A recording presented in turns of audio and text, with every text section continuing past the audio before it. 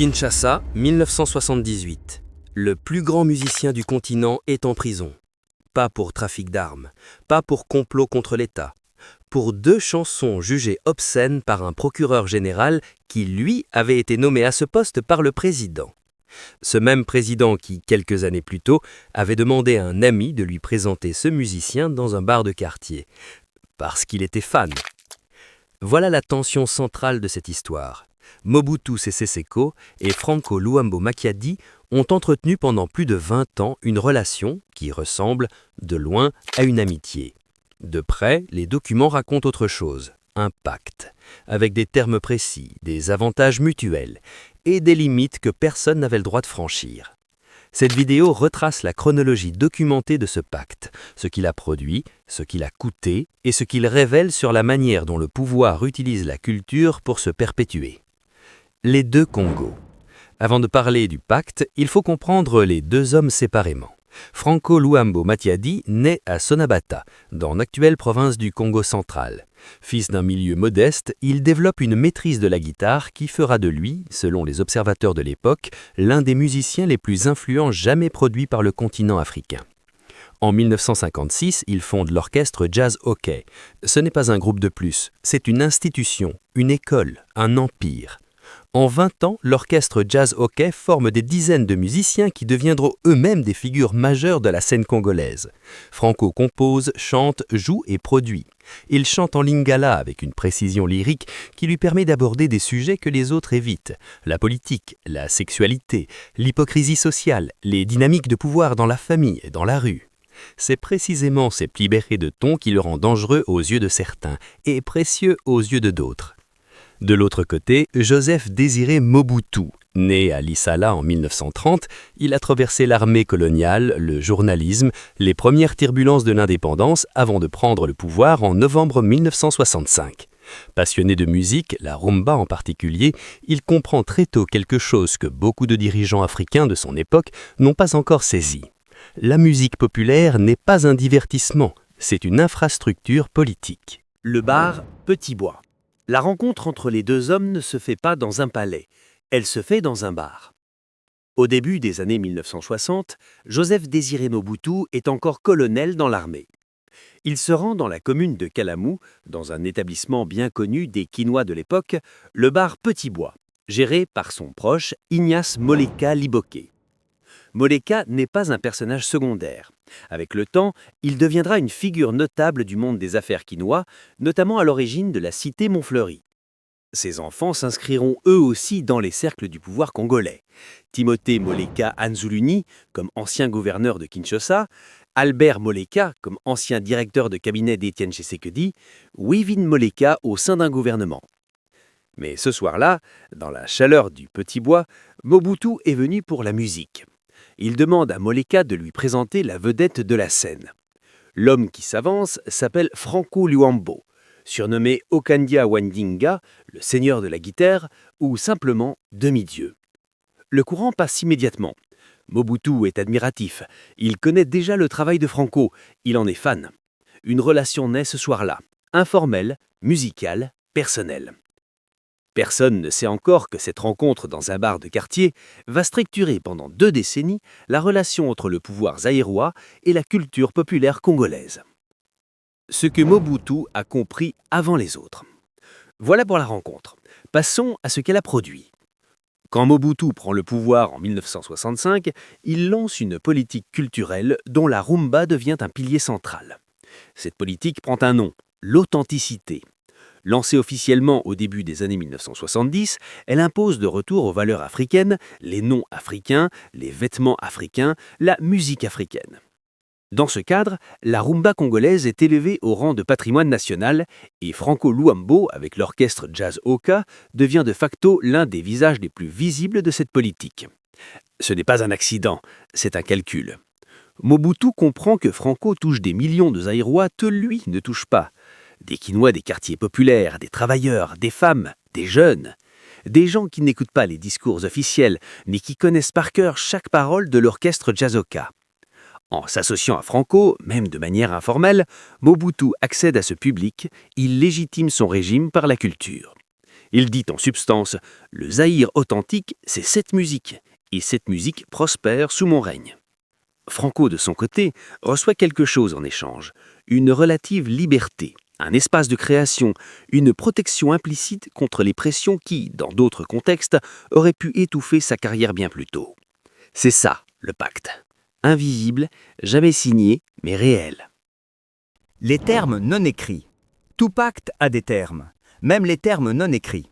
Du côté de Mobutu, la règle est simple. Franco peut chanter, Franco peut être célèbre, Franco peut faire des affaires, mais Franco ne touche pas aux politiques. Il ne remet pas en cause le régime, il ne devient pas un opposant. Du côté de Franco, la règle est tout aussi simple. La scène est son territoire. Il y chante ce qu'il veut, dans les limites tolérées. Il produit, il tourne, il développe l'orchestre Jazz-OK en véritable structure commerciale. Il ne fait pas de politique. Mais il ne devient pas non plus un simple chantre du régime. C'est cette nuance qui est intéressante. Franco n'est pas un griot officiel de Mobutu. Il ne compose pas de chansons à la gloire du mouvement populaire de la Révolution. Il ne figure pas dans les cérémonies officielles comme un ornement. Il maintient une distance artistique que ses contemporains qui ont choisi la proximité totale avec le pouvoir n'ont pas maintenue. Cette indépendance relative est ce qui, paradoxalement, lui donne de la valeur aux yeux du régime. Un artiste entièrement domestiqué n'a plus de crédibilité populaire. Franco, lui, garde la sienne. Voilà pourquoi Mobutu le protège. Et voilà pourquoi, quand la protection disparaît en 1978, le choc est aussi brutal. 1978. La fissure. L'affaire de 1978 est documentée avec une précision inhabituellement fine pour l'époque. Tout commence avec une plainte.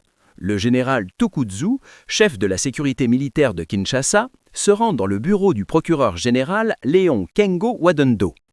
L'officier est agité. Il accuse Franco Luambo de se produire dans son bar le 123, dans la commune de Kassavubu, en interprétant des chansons à caractère obscène. Kengo écoute. Il pose une question simple. Avez-vous des preuves, des enregistrements? La réponse est négative. Tokuzu invoque la rumeur publique. Tout Kinshasa est au courant, dit-il. Kengo promet une enquête. Le soir même, 2 inspecteurs sont dépêchés incognito au concert de l'orchestre Jazz-OK. Ils assistent à la prestation.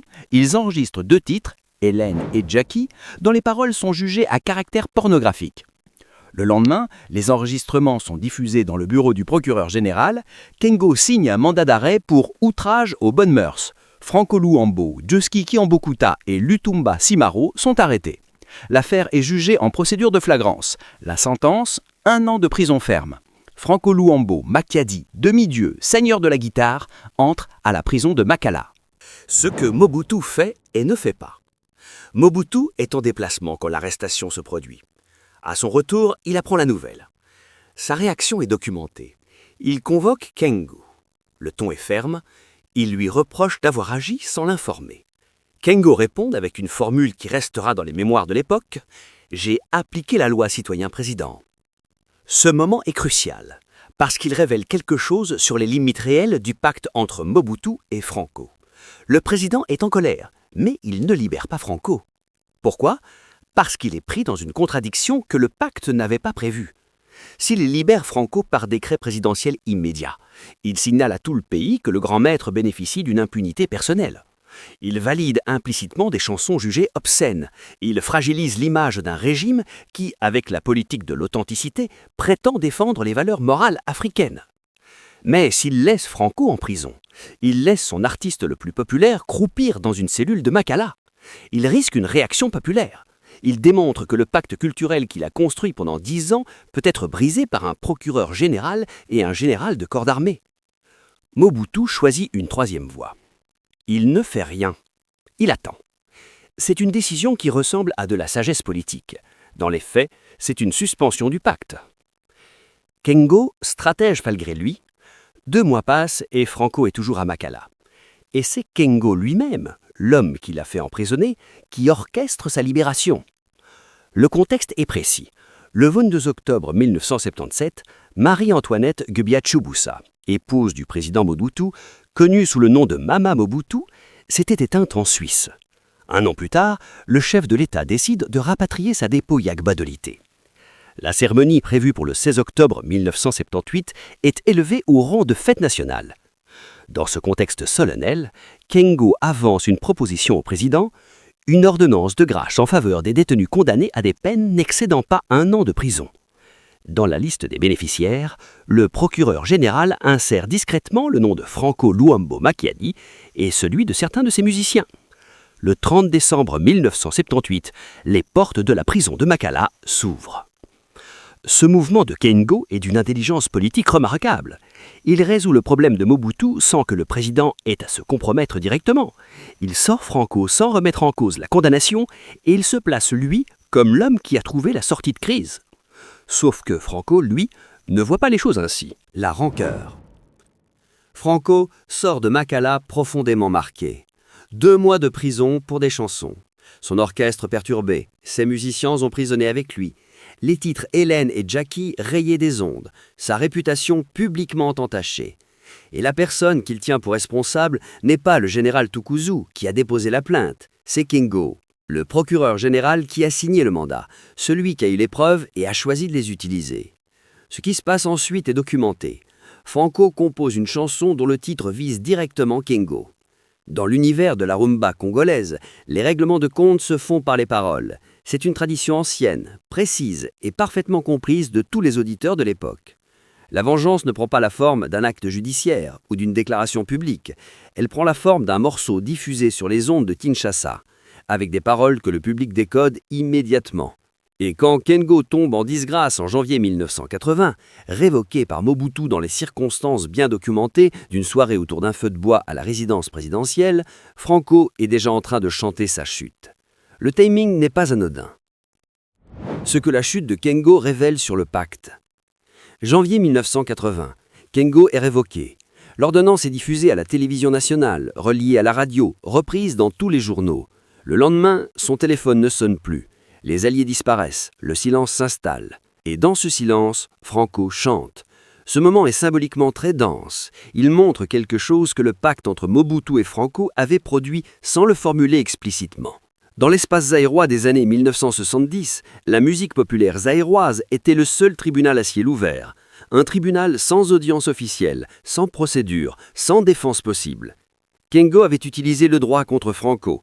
Franco utilise la rumba contre Kengo. Et les 2 opérations ont à peu près la même efficacité sociale. Elles marquent un homme publiquement, durablement, dans l'espace collectif. Ce que Mobutu avait compris depuis le début, que la musique est une infrastructure politique, se retourne ici contre l'un de ses propres hommes. Le pacte après 1978. L'affaire de 1978 fissure le pacte. Elle ne le détruit pas. Franco continue de travailler. L'orchestre jazz hockey continue de tourner. Sa popularité ne s'effondre pas. Dans certains milieux, l'épisode de la prison renforce même son image d'artiste qui ne se laisse pas entièrement domestiquer par le pouvoir. Mais quelque chose a changé. La protection implicite que Mobutu accordait à Franco a montré ses limites. Elle n'est pas absolue. Elle est conditionnelle. Elle dépend des équilibres internes du régime, des rapports de force entre militaires, magistrats et proches du président. Elle peut être suspendue à tout moment pour des raisons qui n'ont rien à voir avec l'artiste lui-même. Franco le sait désormais, et cette connaissance modifie sa manière de naviguer dans l'espace politique zaïrois pour les années qui suivent. Il reste célèbre, il reste influent, il reste le grand maître, mais il n'est plus naïf sur la nature exacte du terrain sur lequel il se déplace. Ce que l'orchestre jazz hockey représentait vraiment. Il faut comprendre l'échelle de ce que Franco avait construit pour mesurer ce que le pacte avec Mobutu protégeait et ce qu'il menaçait. L'orchestre jazz hockey n'est pas simplement un groupe de musique. Fondé en 1956, il devient au fil des années une structure commerciale autonome. Franco produit des dizaines d'albums, il gère les tournées, il négocie les contrats, il forme des musiciens qui, après leur passage dans l'orchestre, lancent leur propre carrière. Des noms comme Joski Kiyombu Kuta et Lutumba Simaro, précisément ceux qui ont été emprisonnés avec lui en 1978, sont des produits directs de cette école. C'est une économie culturelle indépendante opérant en parallèle des structures officielles de l'État zaïrois. Et c'est précisément cette indépendance qui rend Franco à la fois utile et inconfortable pour Mobutu. Utile parce qu'elle garantit sa crédibilité populaire, inconfortable parce qu'elle signifie qu'il ne peut pas être entièrement contrôlé. Un artiste d'état total est un outil. Franco, lui, est un acteur, et les acteurs, parfois, improvisent. La rumba comme langage politique. Un dernier élément que les archives de cette période permettent de documenter. Sous Mobutu, la rumba congolaise fonctionne comme un langage codé, pas uniquement pour les sujets érotiques ou les règlements de compte personnels, mais pour des réalités politiques et sociales que la presse officielle ne peut pas traiter librement. Dans ce contexte, des musiciens comme Franco jouent un rôle que les historiens de la culture africaine contemporaine ont progressivement documenté, celui de chroniqueur du réel, dans un espace où le réel est officiellement contrôlé. Les chansons de Franco ne sont pas toutes politiques, loin de là, mais elles parlent de la vie à Kinshasa avec une précision documentaire que les journaux de l'époque n'ont pas. Elles nomment des situations, des comportements, des personnes, elles créent une mémoire collective que l'État ne rédige pas.